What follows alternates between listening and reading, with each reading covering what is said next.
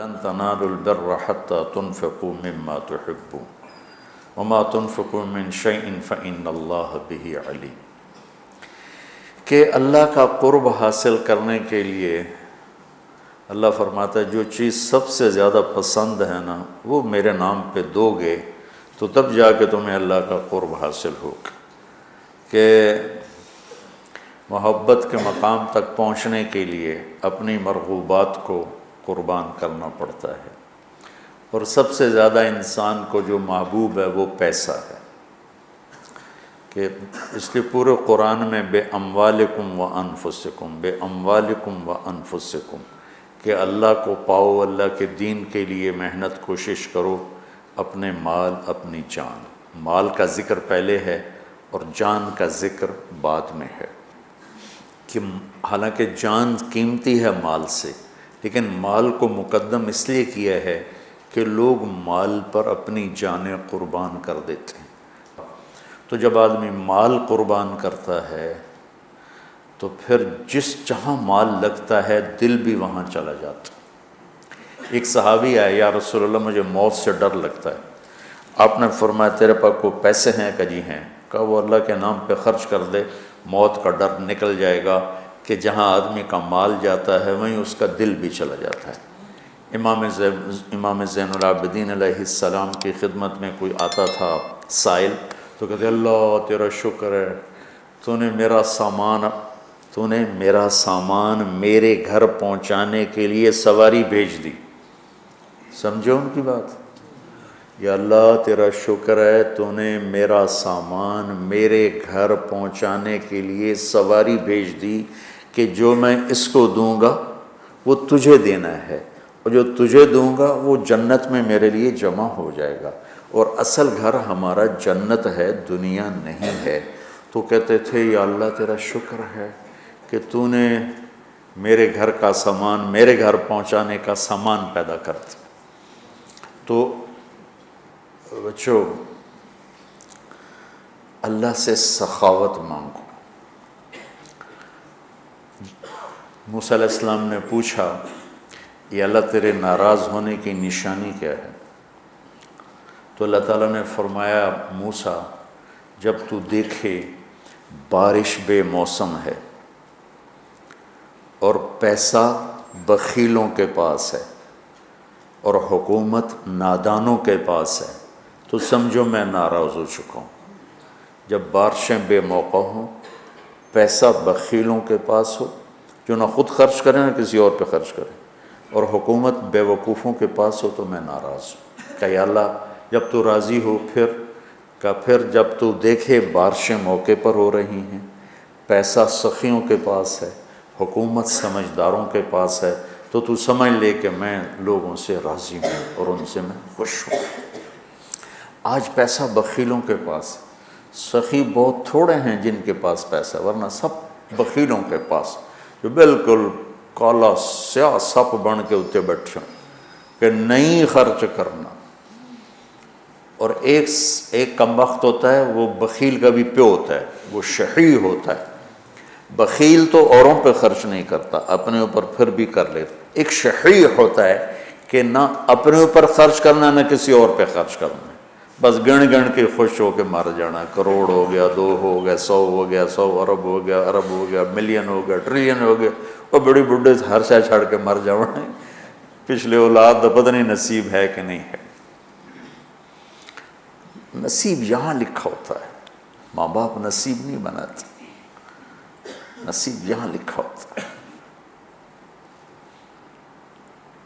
تو اللہ کو بخل سے نفرت ہے اور سخاوت اللہ کو پسند ہے، اس لیے اللہ نے ادنا درجہ رکھا سخاوت، زکوٰۃ۔ بھائی کم از کم 2.5% دے دو۔ یہ جو بارڈر ہوتے ہیں نا، بارڈر، تو یہ پاکستانی بارڈر ہے، یہ انڈین بارڈر ہے، یہ والی جگہ جو ہوتی ہے نا یہ مشترکہ ہوتی ہے، تو ادھر سے وہ ادھر آ گیا ہے، پاکستان سے وہ نکل چکا ہے، انڈیا میں داخل نہیں ہوا ہے۔ اس بیچ کا جو ٹکڑا ہوتا ہے، تو جو آدمی زکوٰۃ دیتا ہے وہ بخیلوں سے نکل آتا ہے اور سخیوں میں شامل نہیں ہوتا۔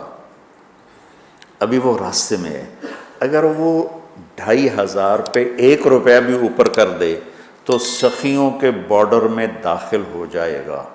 پھر آگے سخاوت کی کوئی حد کوئی نہیں، لیکن جب تک وہ زکوٰۃ دینے والا کوئی سخی داتا نہیں بن گیا، بخل سے نکل گیا، درمیان میں، جیسے مرد عورتوں کے درمیان ایک مخلوق ہے نا، نوشیروان کا پوتا تھا خسرو، جس نے اللہ کے نبی کا خط پڑھا، اس کے پاس آیا ایک مچھیرا مچھلی لے کر، اس کو اتنی پسند آئی، انہوں نے کہا 4000 دینار اس کو دے۔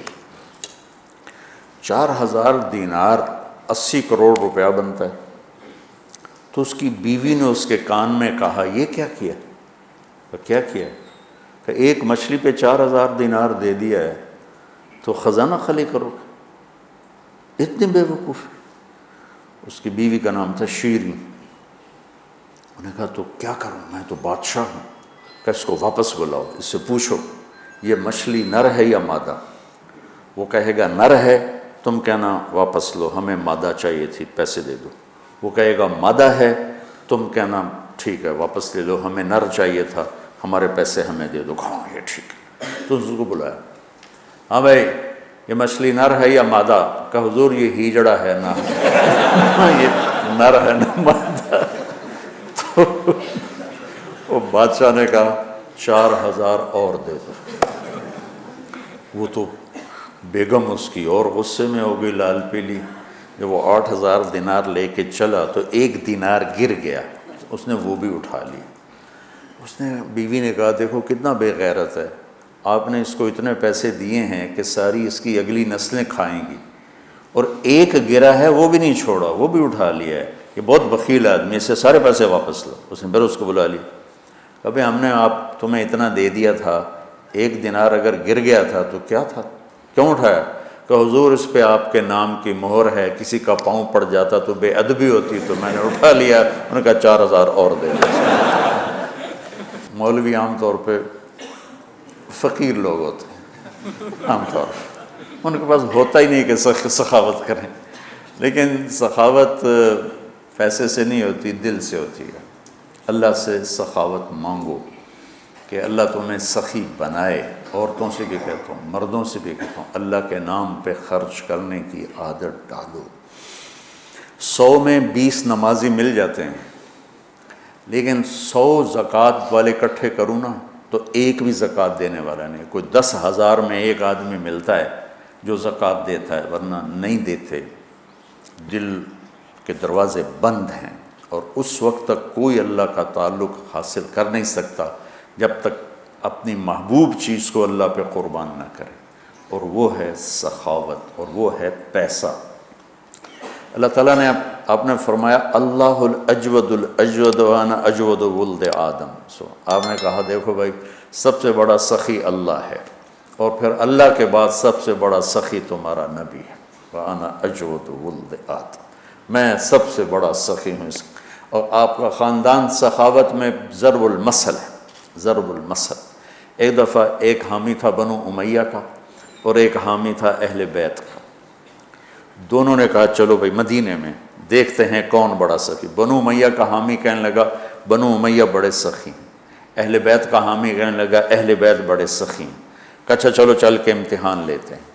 تو بنو امیہ کا جو حامی تھا وہ گیا ایک اموی سردار کے پاس کہ وہ غریب ہوں، کچھ پیسے چاہیے، اس نے 10,000 دی تھی۔ پھر دوسرے کے پاس گیا، اس نے 10,000 دی، پھر تیسرے کے پاس، 10 سرداروں کے پاس گیا، ہر ایک نے 10,000 دے دی۔ ان کے تو نام کہیں نہیں لکھے ہوئے۔ یہ جو اہل بیت والا تھا یہ گیا عبداللہ بن جعفر کے پاس، ضرورت مندوں نے 1,00,000 دے دیا۔ پھر گیا عبید اللہ بن عباس کے بعد، انہوں نے 1,00,000 دے دیا۔